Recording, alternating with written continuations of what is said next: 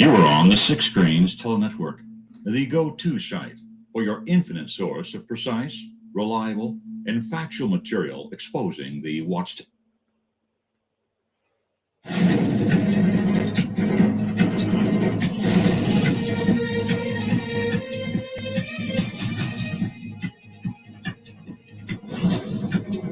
Well, hello everyone. I hope you're having a good day. Beautiful Sunday afternoon up here in New England. And I'm glad that you're listening in to the program. We expose the Watchtower every Saturday night and every other Sunday here on the Six Screens Telenetwork.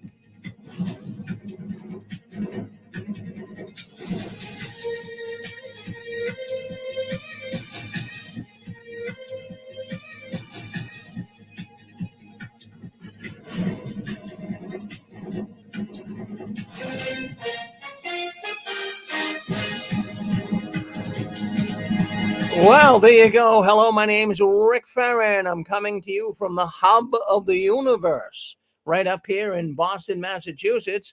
And we're glad you're with us. Boy, I will tell you, we're trying to get more people coming into the Six Screens on Sunday. I got some different plans that we're working with here, and hopefully they'll work and get more people coming in. You know, a lot of people on Sunday, what happens here at the Six Screens, we get into the scriptures, we get into theological thoughts and matters. We don't do it on Saturday night, but you know, there's still a lot of people, about 20% of people who leave the Watchtower, they still want to connect with God. They still want to have some Christianity. And so, you know, about 20%. So we get a lot of those people coming through here, and you're going to hear people talking about how they connected with God, the real God of the Bible, when they left the Watchtower, as you just heard about the program previous.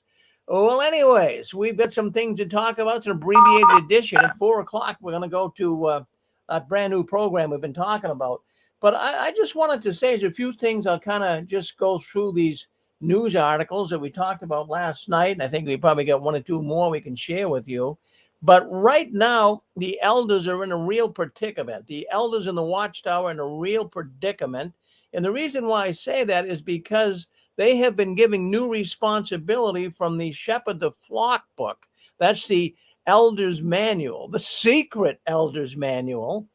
And they're now in a position to try to get as much money out of the publishers as they possibly can.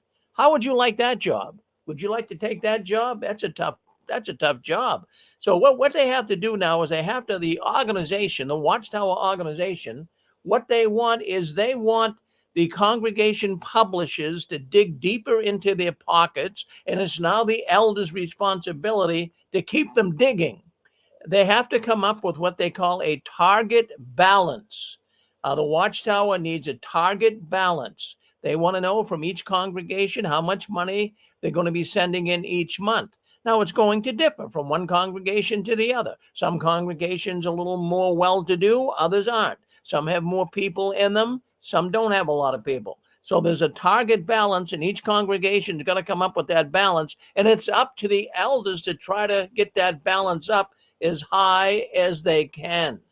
Isn't that disgusting, huh? Oh, the Watchtower is merciless. They have no feeling at all for right now. People are in an economic problem for many. Really, the inflation rate in this country is going sky high. People are having a hard enough time putting gas in their car, food on their table, but yet at the same time, the elders have put in this position to actually squeeze the publishers for more. But the good thing is there are some elders that are starting to have a conscience, or a little twinge of their conscience, I should say, is being kind of played with. They don't know what to do here. They don't like the idea of having to keep squeezing the brothers for more money. And, you know, the Watchtower, this is going to come back to bite them, because there are a lot of people right now. I say the mass exodus. I say there's so many people that are leaving the Watchtower right now, probably more than ever before in the history of the Watchtower. Even though you don't see them walking out the Kingdom Hall door, they are in what they call the PIMO and PIMQ. a lot of people, they're just going along in a perfunctory way, as we say. They don't really believe it. So, yeah, so that's the new thing. And of course, I'm going to call it a head tax. If you're an elder and you're looking at your congregation, you got 60 people in the congregation, and you're looking at them all and you're saying, geez, we got to get as much money out of these guys as we can. So you count the heads, well, there's 60. So we got to get $10 a month, $20 a month. And, depending on the congregation. So there's now a head tax. Let's call it that. There's a head tax now going on in the Watchtower. Okay, let's move on here because we only got about 20 minutes or so to get through some of these things. But I think you'll find them fascinating. A Kingdom Hall, they're calling it, was sold up in Saskatchewan, Canada. It's actually in a town called Saskatoon. Saskatoon, I believe I'm pronouncing that right, but it's in Saskatchewan, Canada. And it looks pretty big to me. It looks more like an assembly hall than a Kingdom Hall. I'm going to call it, for the sake here of calling it what it is, it's too big for a Kingdom Hall. It's an assembly hall. But it was sold, and they sold it. That is the Kingdom Hall, the Watchtower, I should say. The Watchtower sold it for $5.5 million. It's a lot of money. It's a good chunk of change for being way up there in Saskatchewan, right? But anyways, it just gives you an idea of how the money's rolling in for the Watchtower. A lot of money is rolling in for the Watchtower. And, they're selling Kingdom Halls off, and in this case, Assembly Hall, and they're just collecting that money. And so they're shutting the congregation down. And I pulled this article out of a newspaper up there in Saskatchewan. And the problem, well, there's a big problem in that town where this Assembly Hall was. The problem is they want to turn it into a shelter. That's what they've been talking. It's going to be like a center for low-income housing, but they're also talking about using part of it for a shelter for homeless people. And it's really driving some of the people to the point of getting really aggravated that the town would do this. I guess it's in a pretty nice area town. So consequently, they're thinking they don't want it to become, a shelter, because they're afraid it will bring the property prices down around them. So they're in a real pickle. They don't know what to do with this. But the thing is, the center of attention for me is $5.5 million. That's what I'm looking at. And what did they do with the people going to that hall? Well, what do they do with people going to all these Kingdom Halls are shutting down? Okay, shut this one down. We'll send you to another one. It could be 35, 40 miles away. All right, so we talked about that last night. We'll talk about this. The governing body right now, friends, are in full panic mode. Yes, they are so concerned about the amount of apostates, and also so concerned about the amount of people that are doubting. Even in the congregation, they're starting to see this. So what are they doing about it? Well, they're having numerous Watchtower study articles focusing on apostasy and how people shouldn't be listening to the apostates. And now also, and I believe it's this week's lesson. Well, I think it's this week or next week. But anyways, there's an article in there, and it's concerning what is. I'm trying to break this down as best I can. And not only are they concerned with apostates in talking to them, but they're also suggesting the congregation not to trust your own brothers. So there's people in the congregation. I'm thinking this would be the PIMQs and the PIMOs. I'm thinking that's who it would be. So don't even trust your brothers. Oh my goodness. I don't ever remember reading anything like that in the Watchtower, but boy, they're boldly coming out and saying it. So they want you to make sure well, you just heard our testimony from Michael. He was questioning the Watchtower. What happened to him? He got ousted. He got disfellowship. So that's what happens to people when people leave the Watchtower, or at least question when people question the Watchtower, you get ousted. Now, you can question the Watchtower, just don't question their answers. Yeah, you go to an elder and you ask him a question, take it. And if you don't like what he says, Don't tell him, because if you don't like what he says, you could be disfellowship on the spot, really, technically. Yeah, we also have in the news this week, kind of disappointing. It looks like they are going ahead. That is the Watchtower organization. It looks like they're getting the final permits to build that gigantic mega media center up in Ramapo, New York. It's going to be huge. It's, well, let me put it this way to you. It's going to be 1,700,000 square feet. That is one big building. Now, it's not just one big building, but collectively together, they have a number of buildings on the site. So I was in a newspaper reading it this week, just a few days ago, on November 16th. Well, it's only about 4 days ago, right? So it was an article up there from Ramapo, and it was saying that the Watchtower just about got their final clearance to go ahead with this project.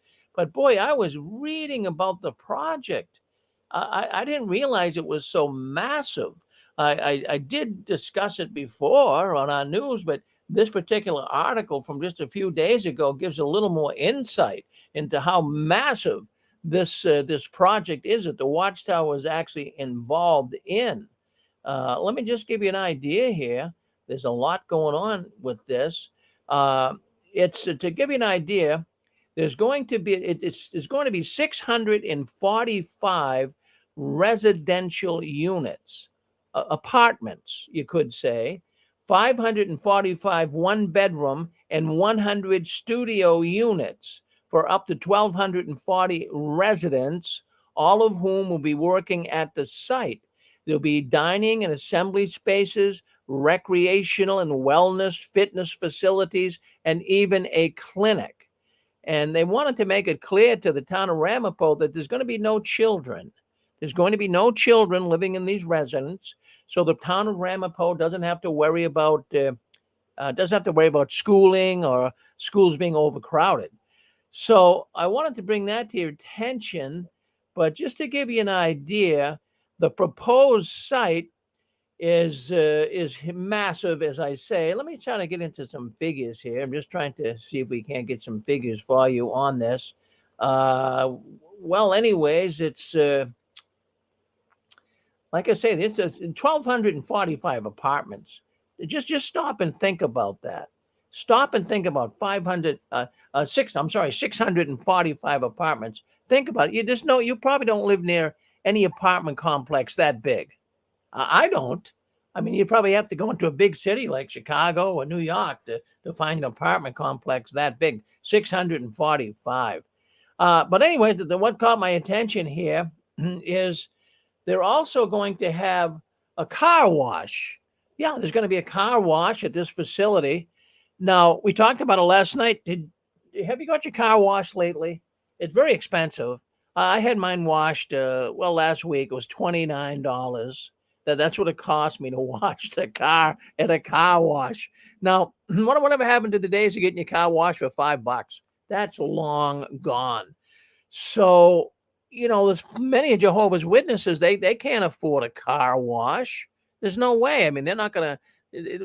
They just can't do it with everything else they're trying to be involved with the Watchtower. So don't you think this is going to tick the witnesses off a little bit by having a car wash facility at this Ramapo Watchtower building site? That is just absolutely unbelievable. And just to give you another idea of how massive this building arrangement, the whole land area is, they're going to plant 9,467 new trees. They're going to plant 26,544 new shrubs, and there's going to be 490,000 square feet of lawn. That's big. That's very big. So that's 500,000 square feet of lawn. That's huge. Plus, there's also an area of just wild grass. But anyways, the cost, that's what I want to get to. The cost is 11.5 million. I'm sorry. No, that's what they bought. They bought the land for $11.5 million. But the cost of this is going to be close to $500 million. Now, We have mathematicians listening in. 500 million. That is $500 million for this project. The most expensive project the Watchtower ever took on. So I just wanted to bring that to your attention. Isn't that something when you stop and think about it? Eh? It's amazing that the Watchtower is going to go ahead with this, even though it's going to take 6 years to build and all of that money. And you would think the witnesses would be saying, well, wait a minute. Isn't Armageddon right around the corner? Aren't we in the final days of the final days? Well, friends, I mean, that's what I would be thinking if I was still a witness. I certainly would be thinking that. And one of the reasons it even brought this to my attention is I was going through some magazines here, and I pulled one off the dusty shelf of the Six Queens Watchtower. And I'm looking at the October 2019 Watchtower. And there's an article in there that says, stay faithful through the Great Tribulation. So they're telling people back in 2019 that the world is going to launch a vicious attack on the Watchtower Corporation. It says, and the Jehovah's Witnesses will be under attack. Now, we know at the conventions and Watchtower publications, they've been showing the witnesses meeting in cellars and in bunkers because they're being attacked. They're being attacked, by Gog of Magog and the world. And all of these people are attacking the witnesses. They were saying this back in 2019. And now here it is 2022. And they're going forward building this building. Excuse me one second. So they're going forward building this building. And many witnesses are questioning, and I want you to know that. They're questioning this, and it's going to take 6 years. As a matter of fact, I'm going to tell you something. A lot of witnesses aren't even talking about it. They're not. It's not exciting the witnesses at all. Well, let's move on here and see what else we got going on behind the curtains of the Watchtower. You know, I found this. We talked about it too last night, but I just wanted to emphasize the danger of going out door to door in service. And there was a man killed, a Jehovah's Witness man who was out in door to door. Well, actually, he was in service. It wasn't door to door, but he was out witnessing to people this week, just a few days ago on the 16th. And it's in Mexico. And this witness was actually killed by a shotgun by an intoxicated person while he was preaching. He was walking along the river, and there were two intoxicated men. And of course, they were indeed intoxicated. The witness approached these two men, and he was shot dead right there. He died right there, right on the river bank. The witness name was Juan Gomez Cortez, and he was a Jehovah's Witness. And, you know, obviously, we don't like to hear anybody being shot, whether you're a witness or anybody. But he was out when he thought he was doing a Christian work. But I just wanted to bring up here on the program today, as I did even last night, that it's dangerous going door to door. And there was another article, too, because I punched into Google when I was researching this danger by going door to door. And I came across, it was back in 2021, and I missed this for our news back then. But do you folks remember El Chapo? Well, he was the big drug dealer in Mexico. Then they brought him here to America, put him in a prison. He escaped, and he was just a big drug kingpin. Well, back in 2019, in April, there were 4 Jehovah's Witnesses somehow that were going to his house witnessing. They were knocking on doors in the neighborhood. He got them all. He got them in the house. He killed them all. Yeah, he killed them all. And I guess he evidently raped the women too. And that, that story, as well as this Mexican Jehovah's Witness man this week, never made the pages of the website, I should say. Never made it onto the website jw.org under their news category. Well, why wouldn't they do that? The Watchtower doesn't care for these. They don't care for you people. They don't care how much danger they put you in. So I'm just saying this. If you're a witness, especially today with everything going on in the world, you turn the news on, you're seeing people being pushed down subways. You see people getting attacked with baseball bats and being stabbed and everything. I mean, it's terrible. And you just don't know who you're talking to at the door. You don't know what perverted person could be behind that door. So, I wouldn't.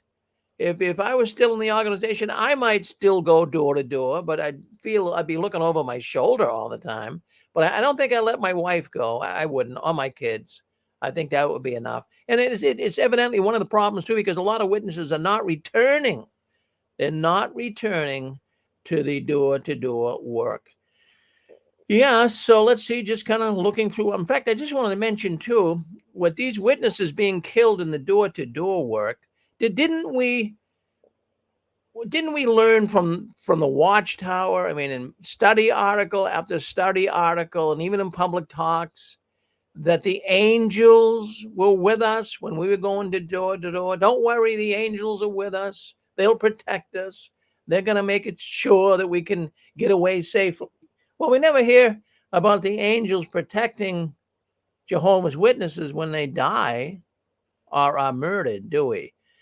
Let me just scroll down here. We are coming up on our brand new program coming up, the Christian Court. Just another thought here. We talked about Thanksgiving. What did your family do? Well, we know many Jehovah's Witnesses, they do not celebrate Thanksgiving. In fact, they don't for the most part. They'll call it another name. But many secretly celebrate it. We all know that. But did you know that Abraham Lincoln, he was the first one back in 1863, and he was the very first, that's when it became a national holiday. Abraham Lincoln declared Thanksgiving a national holiday, and was for every American to pursue forms of patriotism. Get together and be happy that you're free and you can have a nice meal together and you're an American, and be proud of that.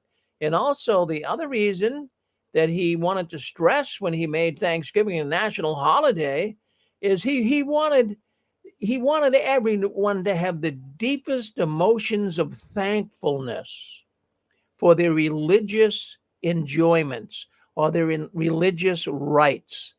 And even today, Jehovah's Witnesses won't touch Thanksgiving with a 10-foot pole, but it's really for them because they have religious rights in this country. But do they recognize it? The answer is no. All right, so let's go on here. Let's see what else is going on. I don't know what you guys are doing for Thanksgiving, but anyways, we're gonna have a little. I bought a little butterball. It's not even like a whole big turkey. It's like a butterball breast. I picked it up in the supermarket the other day. It's gonna be good for Susan and I. We're gonna put it up. We're gonna put it in the crock pot. We'll have some mashed potatoes. We'll have some corn and some vegetables, and we'll have a little celebration here together. And I hope you guys can do the same thing. And I hope some of the stupid, weird feelings don't come conjuring themselves back up when you go to celebrate it. Eat the turkey in peace. Don't worry about it. Hey, Rick? Yes. I just wanted to comment on many Jehovah's Witnesses, and this was a big bone of contention in the Kingdom Hall. Many would buy a turkey, and either it be Thursday or the next day, Friday, and they would have a family gathering. And they would say, well, they had the right to do it because turkeys only came out one time a year, and they were super cheap, and they just decided to have people over, but they weren't celebrating Thanksgiving.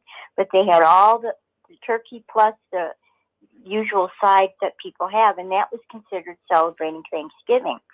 And my ex-husband family did that every year, and I didn't want to go ever because I thought it was wrong. But they convinced me that it was okay, that there was not a problem, because they always felt what they said was right. But the point is, some other witnesses felt the same way. So that was a big thing going on a lot of time in the Kingdom Hall about that time of year, who to celebrate and who to not celebrate. Plus, now they don't have the excuse that there's no turkeys all year long anymore, just one time a year, because now they are there all year long. So they don't have that excuse of turkey being cheap and it's the only time of year you can get it. So I just wanted to remind you of that. situation in the Kingdom Hall. Well, that's exactly what did take place. Well, thank you, Susan, for bringing that to our attention. My goodness gracious, I appreciate that. So Thanksgiving, I used to lead the group. I was the Thanksgiving JW. Every Thanksgiving, I was down there leading the group for the most part, out in service. And boy, you want to talk about a grind. Go out in service on Thanksgiving Day, and you're smelling the turkey cooking, and you're going door to door, and there's cars in the driveway, 6, 8, 10 cars. All the relatives are over. I mean, do you feel comfortable knocking on someone's door when they have company and they might be in the middle of their Thanksgiving dinner, and here you are pounding on the door? Hi, I'm a Jehovah's Witness. Thought I'd visit you today. Uh, that's pretty bold, right? But I did it, and I led the group. Nobody really liked it, though. They were all kind of, oh, gee, it's kind of like funny doing. A lot of people wouldn't go out. They wouldn't go out on Thanksgiving. But somehow I got bamboozled into doing it. So I was like the Thanksgiving preacher. Well, I tell you, it just brings back memories. I am glad. I am glad Satan kicked me out of that organization. I don't know how I did it. And you guys out there too. You don't know how you did it. You're probably scratching your head and saying, man, I can't stand it. Nobody liked going out in service, especially on holidays like that.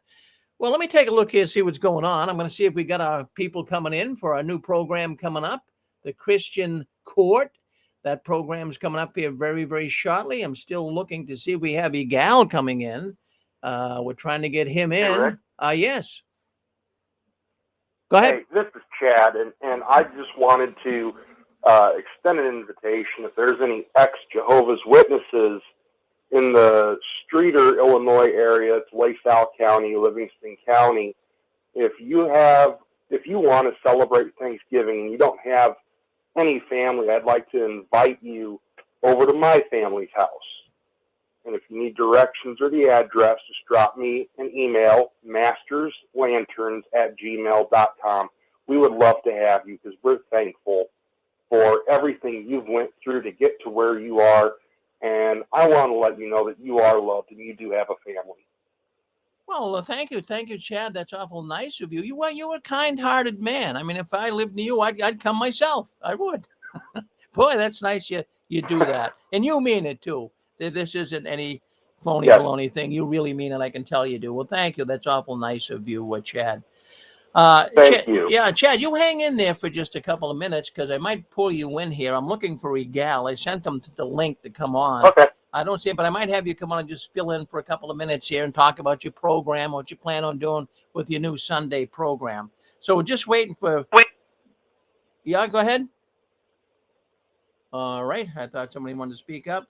Well, I'm going to come in here right now. I'm trying to get set up here for our new program coming in, but it looks like we're still waiting for Egal to show up. I believe Jay can hear me, and we'll be looking for Chad here. Not Chad, I'm sorry, for Egal. We're looking for Egal, our Old Testament scholar. So let's see if we can't. I'm going to bring Chad back on. Chad has a program on here called Cracking Cult Code.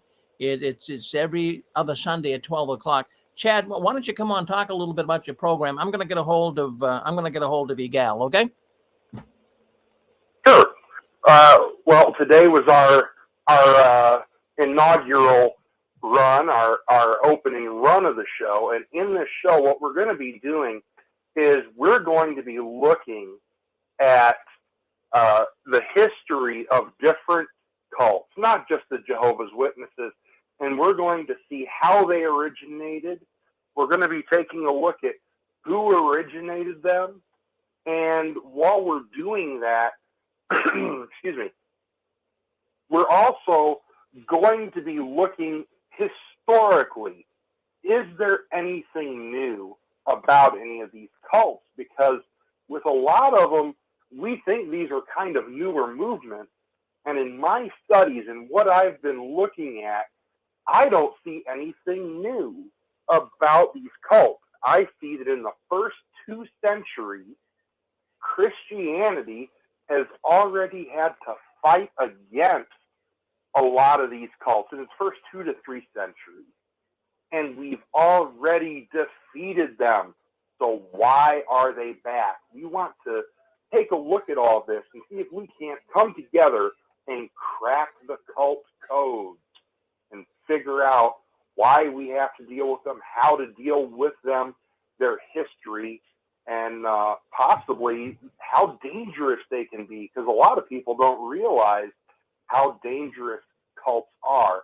And at the same time, we want to destigmatize the word cult, because the word cult today, it has a lot of very, very negative connotations, when in reality, those negative connotations, those negative meanings of the word cult never existed until around the 19th and 20th century. And I know in 2 weeks, the cult we're going to be looking at is Heaven's Gate.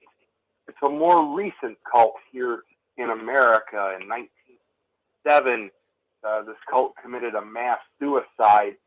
We're going to be looking history of them, and also I'm going to be trying, me and Linda were talking about this last night, I'm going to be trying to get Marshall Applewhite's son.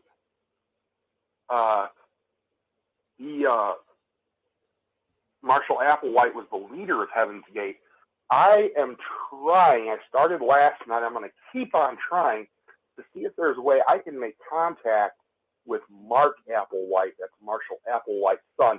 If not, I'm going to be reading a statement that Mark Applewhite made.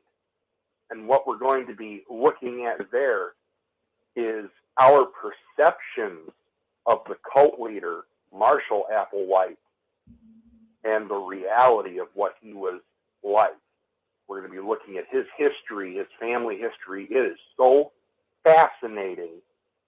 I was discussing it last night with a couple friends, and I almost changed today's subject to Heaven's Gate, but I wanted to establish in today's episode the fact that all the cults that we see here in America, almost all of them, originated in the New England and New York area.